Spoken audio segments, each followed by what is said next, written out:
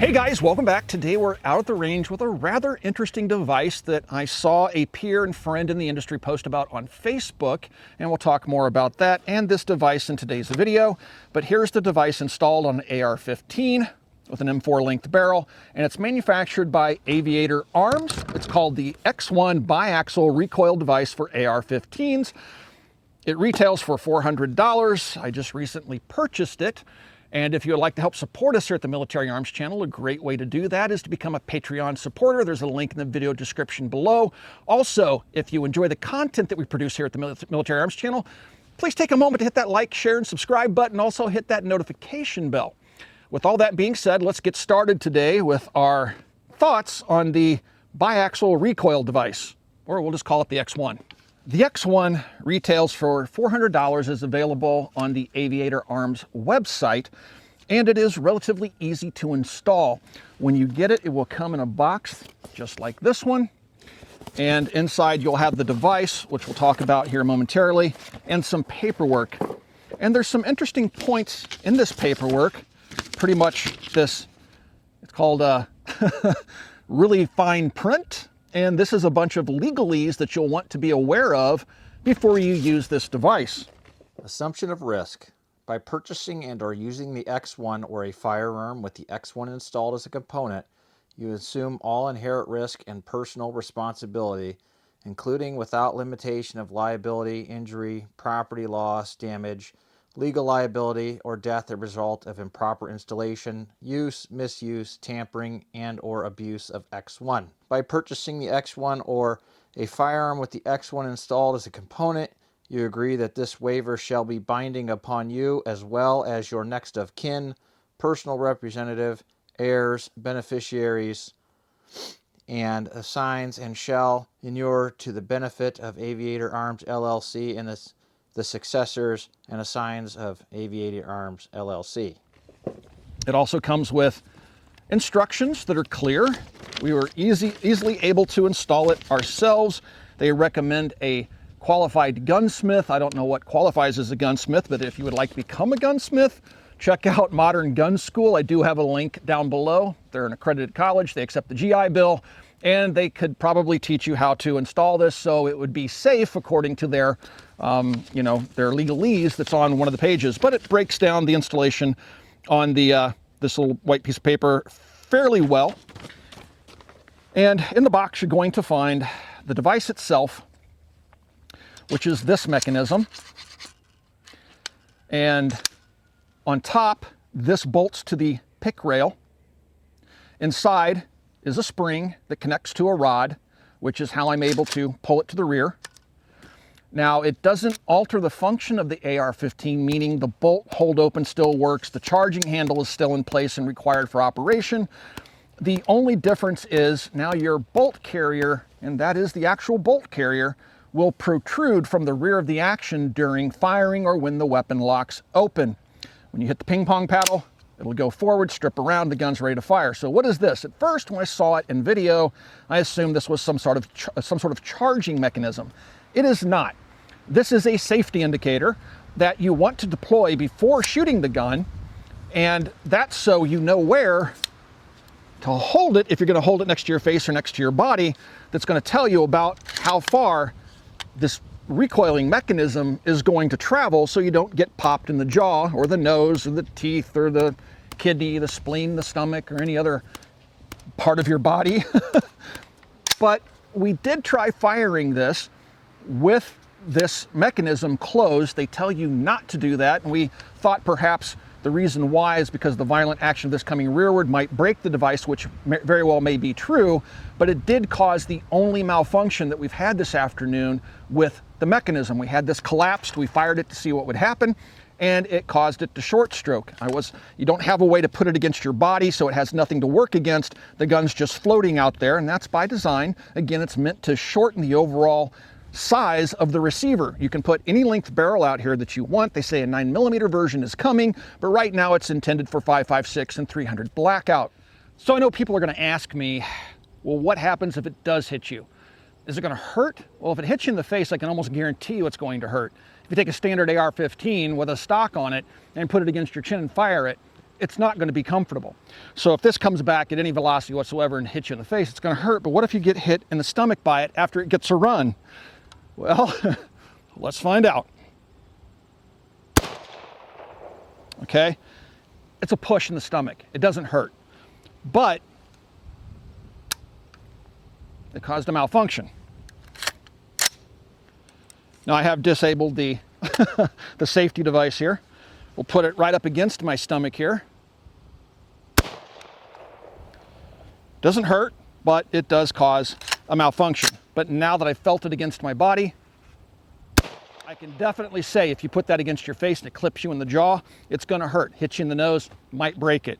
So this thing cycling, and the fact that this can accidentally be disabled while flopping around in your bag, means that this thing could be a potentially dangerous device to use.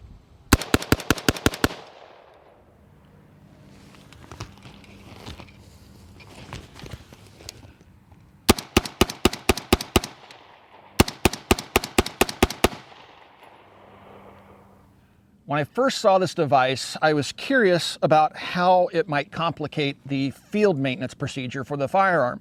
And fortunately, it doesn't really change it too much, and it's not overly complicated.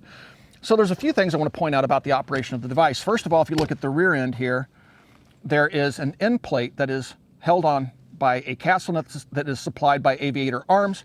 This will hold the spring and detent for your rear takedown pin. Then we have our safety index device. There it is, fully extended.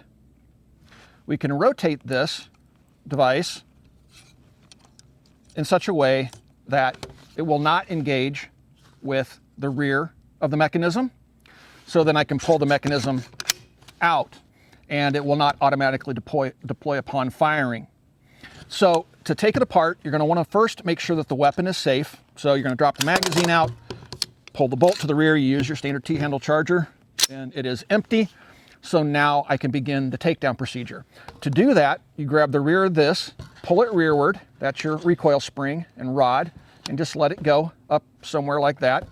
And now that frees up the lower to be split in half by taking out the rear takedown pin, or you can take it completely apart by taking out the front pin as well.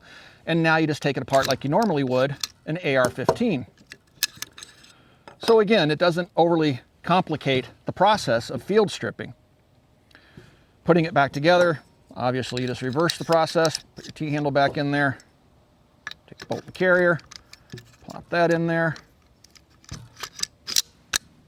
close it up, and then you just draw this to the rear, line it up with everything, drop it in place, pull your index rod back to the rear, and it's ready to go again.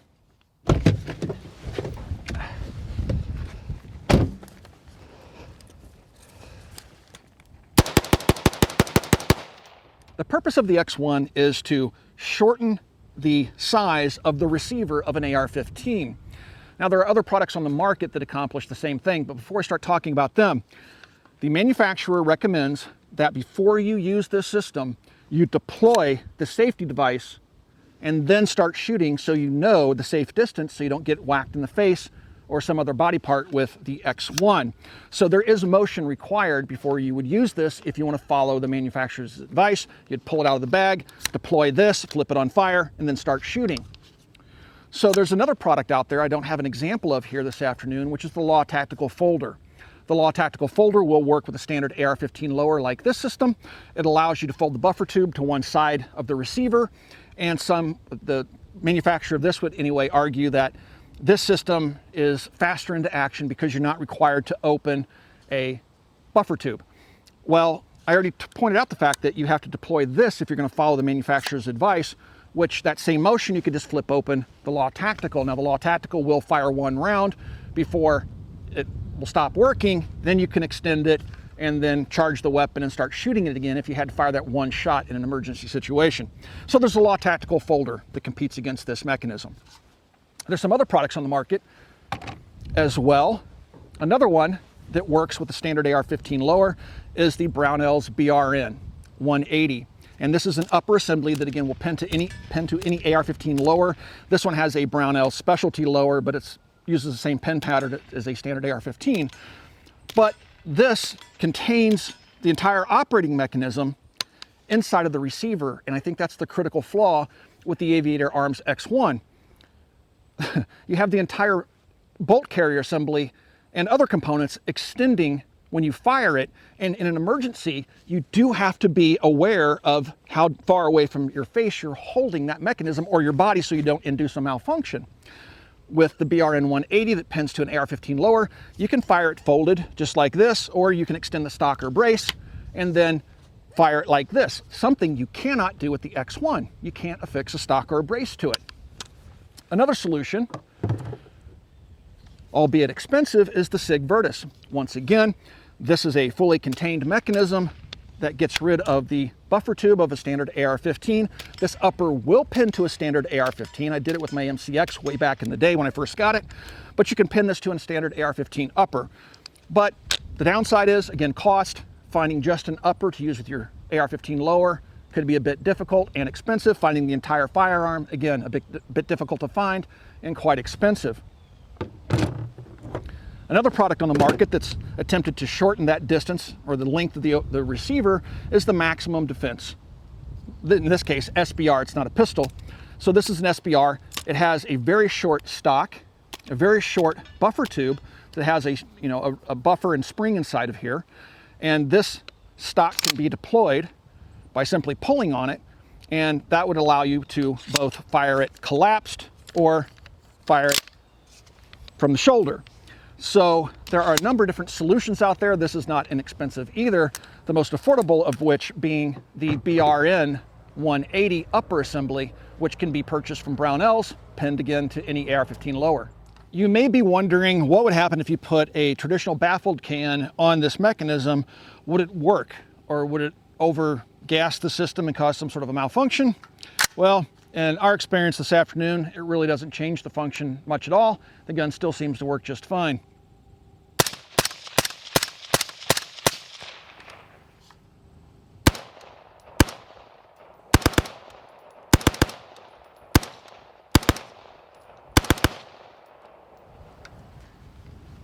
Almost. The positives, it seems to be mostly reliable. The only malfunction we had is when we left this indexing device collapsed against the back of the mechanism. It did induce a malfunction. You can control the tensioning of this device, but this device looks kind of frail. You're supposed to deploy this before you use the system, but you might not fully deploy it. It can hang up, in this case, on the optic, and it'll give you a false sense of how far away you are from the rear end of the device and get smacked in the face. So I really don't see this as a good solution to what they were trying to accomplish, which was try to warn you of the reciprocating mass of this mechanism. Now, if you fire this against the chest, it's not going to hurt you. I did it several times, and it's just a gentle push. But if you get this up near your face, it's going to leave a mark. It's going to hurt. I can't imagine any situation where you would fire this next to your face and it wouldn't hurt.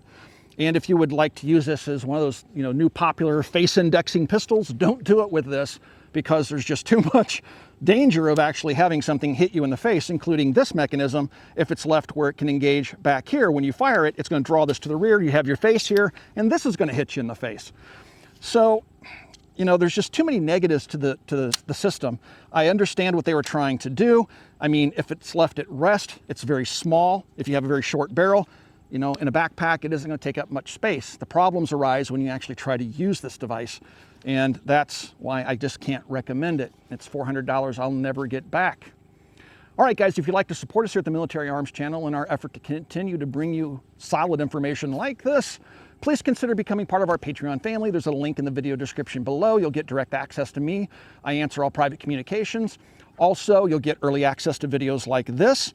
And also, if you'd like to support us here at the Military Arms channel, you can follow that little join button that's right underneath the video player you're looking at right now. And last but not least, please swing by and check out coppercustom.com, where you will not find this device for sale. Thank you for 13 years of support, and we'll talk to you guys soon.